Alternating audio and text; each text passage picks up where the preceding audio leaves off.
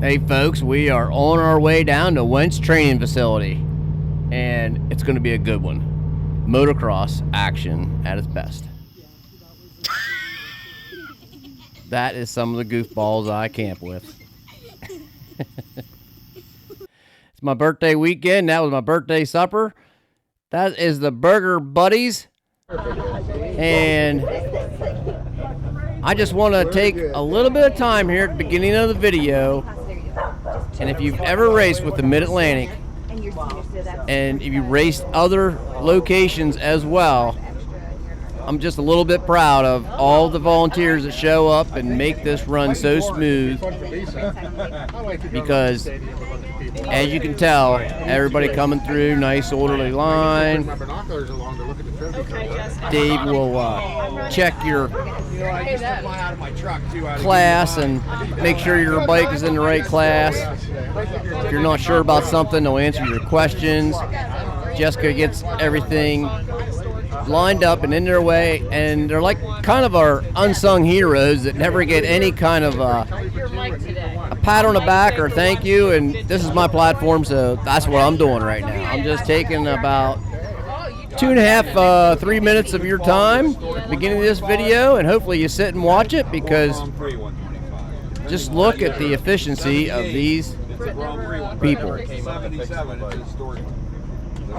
Every race is the same. It's all the same. Got Dave there showing guys which class they need to be in. I just thought I'd throw the camera up behind these guys and just show you how things work. Well, that's about it. That's all I really needed. And I got a couple little snapshots here of the volunteers. Well, I feel like we could have done that differently, but hopefully they get a nice cameo or two here. Them girls there at the tent trying to watch the numbers come by in motocross, I have no clue how they do it. I mean, they're coming by there. They're buzzing. I got Jamie Wrights there trying to keep things straight at the line. He does a great job. Got Craig helping out on the foot pedal. Emily out there doing the 2-1 drop sign. Keith Fulmer out there cheering everybody on that went across that stinking jump. Joe Cole holding the mascot there for the weekend. And we got Jamie up there with everybody else handing out the awards, starting out with the kids. That's all I needed, folks. I just needed a little bit of your time, and we're getting ready to go racing here real soon. But thanks for all you do, Mid-Atlantic crew. You're one of the best, if not the best. All right, folks. Race 13, this is Moto 1, post-finish, 50-plus expert class. And it looks like the entire field just left me for dead right there on the spot. But I'm telling you, I was digging a trench. I couldn't get any traction. Felt like I was sitting in a pile of mulch, and I got a feeling I got to pick my starting spots a little bit better next time.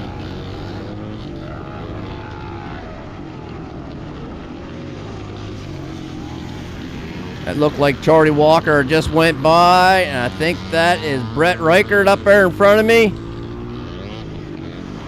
We are flying around here. Now this is the Wentz training facility,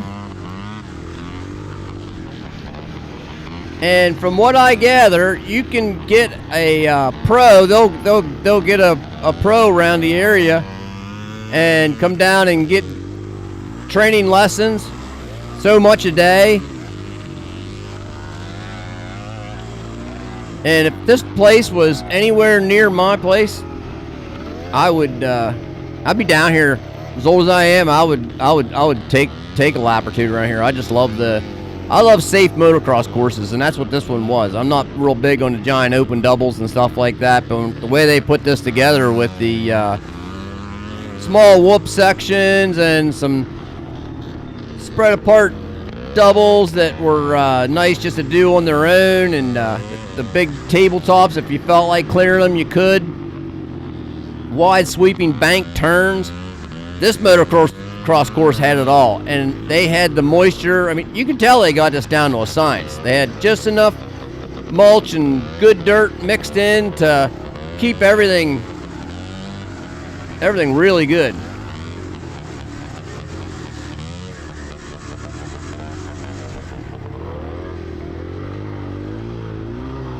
We're going to get by Mr. Stevens there.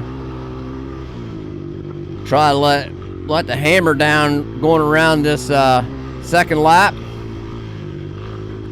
Now, I did include the laps on the KTM if you want to watch them. They're out there for you to watch, and it wasn't pretty. Me and Craig did not have the best of matches.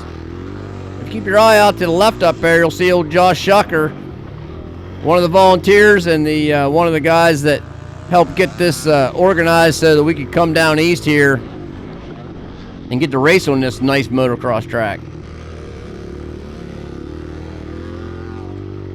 I'm sure I missed somebody out there when I was talking about all the volunteers that the Mid-Atlantic has, but if I did, consider this thank you extended on to you as well. I never once cleared that dang jump, but there was two people. I think the number 180 comes to mind, and Mason Grove, one of our junior racers out there, clearing it as well. And if you stick around to the end, there's a really nice slideshow coming up I'll put together for everybody, and hopefully you like that as well.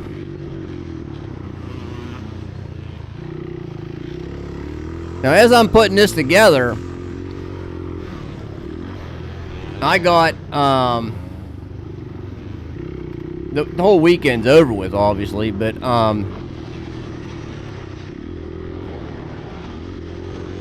there's going to be a video come out next week for the cross country. Don't miss it. I actually really like this this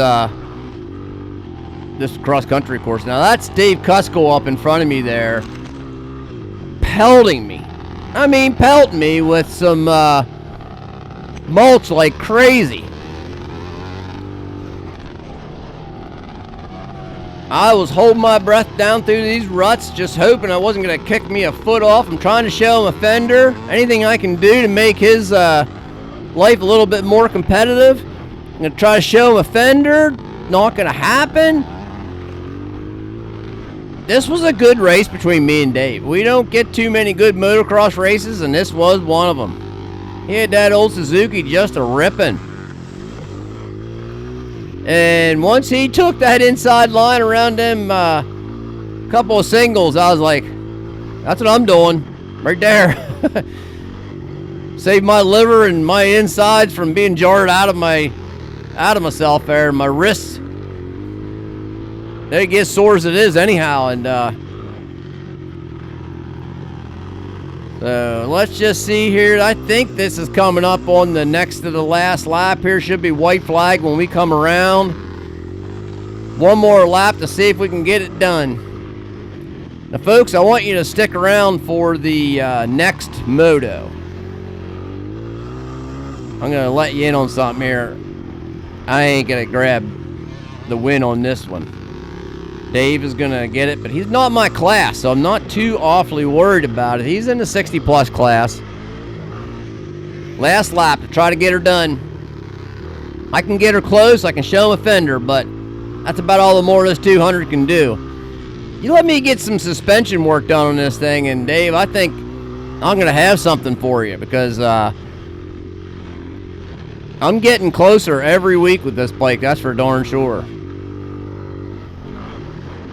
I can almost clear that sucker.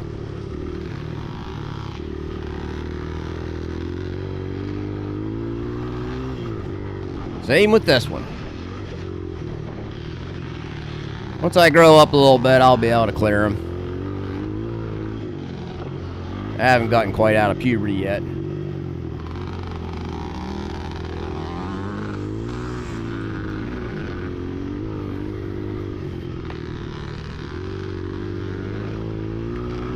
Got her wound out. Hitting that big one right there. Now I'm thinking, all right, last lap, can I show him anything here? The next moto is the one that I think is worth watching. If you're to watch any of them, go to this next one. I think it's worth watching. Dave puts on a small clinic on how to stay out in front. He's going to pull off the win here. How about these bank turns? You don't see that too often on regular courses, but on the imagine being on a modern bike with them big bank turns on that, being able to throw the power to the ground. Oh yeah.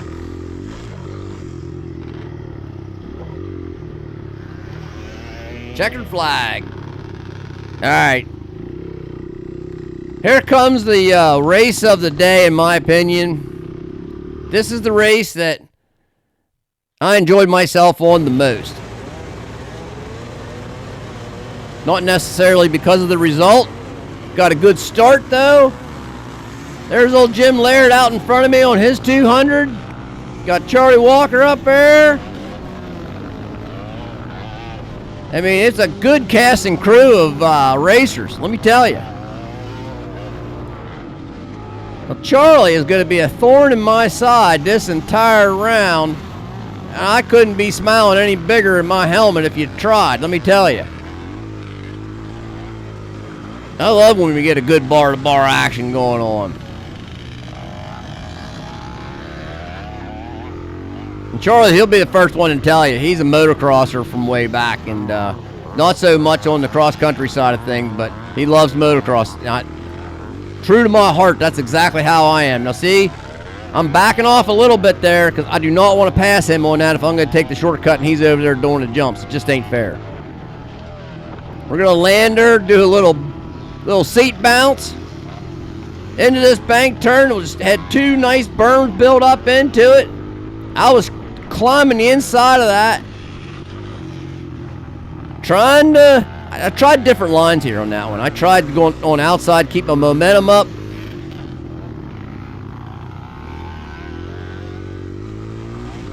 We're gonna bring one around here for one in the books here directly.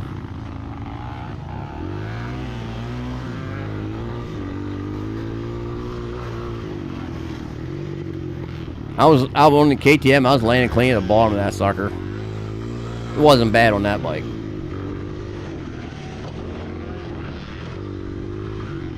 One lap in the books. Charlie's starting to pull a little bit of a lead out there, but I'm feeling like this thing's got something for him.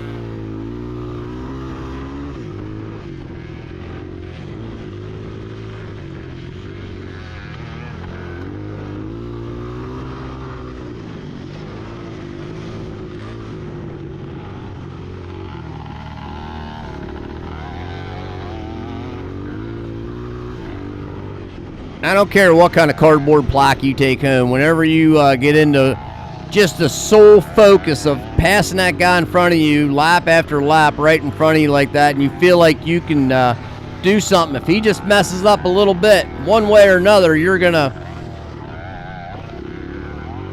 get a position on him. That's what you come to the races for, not that piece of cardboard, let me tell you. Oh, Keith, hold his hands up. Crack me up every time. Oh, right there. Little mistake.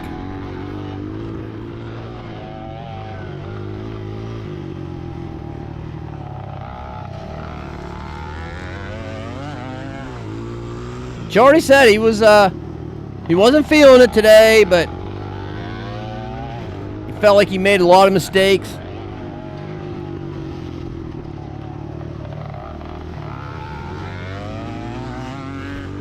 I don't know about it, Charlie. You look pretty solid out there, if you ask me.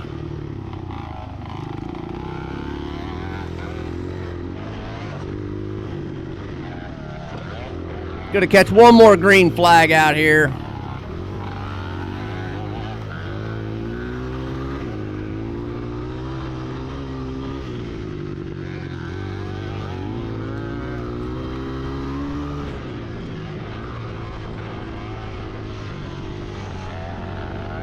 I need to start taking my own advice and not riding in his line. I need to try to get a line going on. And trouble was, I mean, my horsepower range and his horsepower range, I think, were pretty darn similar. But I was never going to make the pass following him like that. I needed to be inside or outside. But I just felt like if I went outside on some of them turns, I'm not gonna make the ground up. Right here, I'm thinking, yeah, I'm gonna try to get out of his line, snake it in here, and see if I can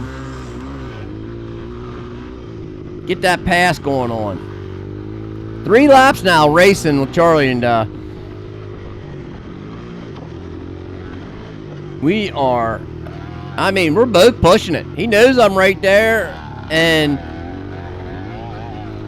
this is as fun as it gets. Can I show him a fender in this one? Yeah. But then I had to give him a little room there. I pushed myself back up into the whoops, and he went around on the inside of me. I was able to show a fender. He knows I'm right there, so this is getting good. Oh.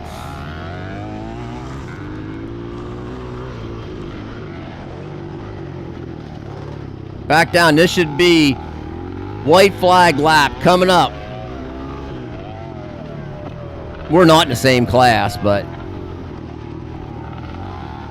it doesn't matter. Back up around a little bit of the crowd there that was hanging out, staying in the shade. Got some guys rooting us on. Trying to set myself up on the inside here. Got to get something done this lap. This is it. I got to do it. I'm going to take the wide rut. I'm there, Charlie. I'm there. Oh, man, doesn't get any better than this. Trying to give him a little racing room.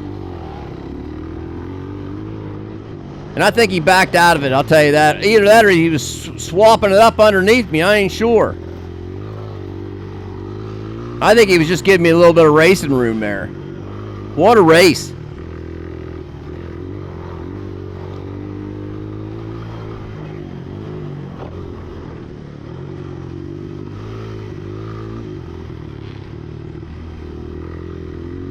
Bringing it around for the back half of the track here, last lap.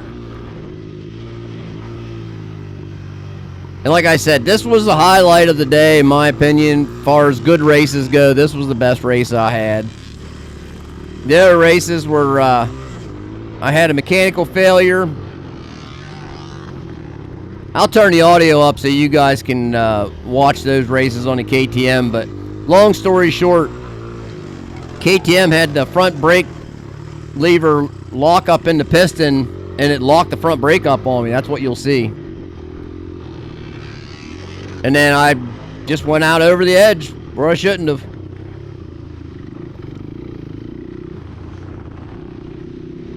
That was a good race. Hey, you guys, stick around to the very end, or scroll down there if you want. This is a really nice slideshow at the end of this. All right, I'll talk to you all later.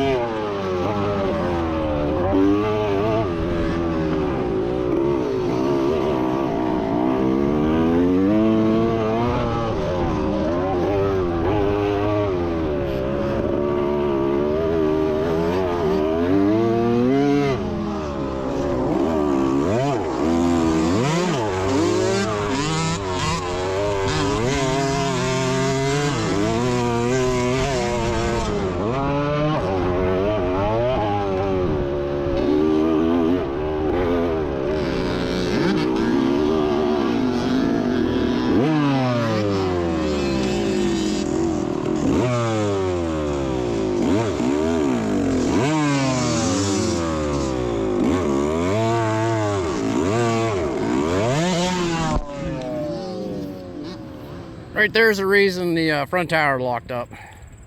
This right here got at an angle like that, and then wedged in there and locked the piston up.